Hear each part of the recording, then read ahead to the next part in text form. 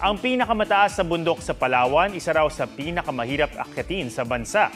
Pero kung matapang kang abutin ito, magagantimpalaan ka ng kakaibang karanasan.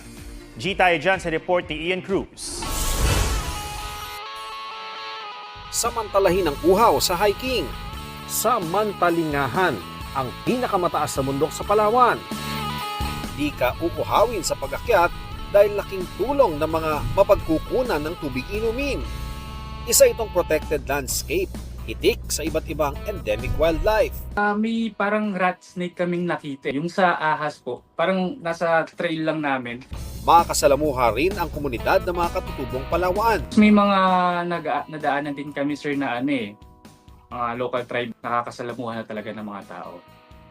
Sila mababait naman sila. May ang tawag dito, tribo pa doon na hindi pa sila sa tao. Yung tribe na po yun, sinasabi nila ang pinaka-source ng pagkain nila is through hunting ng mga baboy ramo. Sa taas sa mahigit 2,000 metro, aabutin ng 3 hanggang 5 araw ang paglalakbay.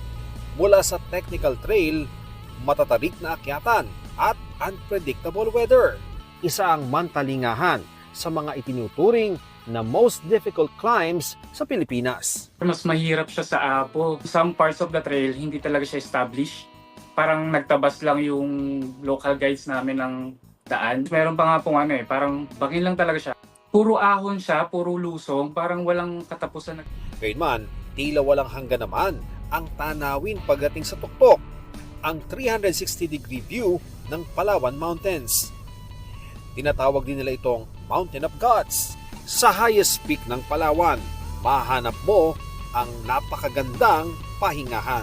Ian Cruz nagbabalita para sa GMA Integrated News.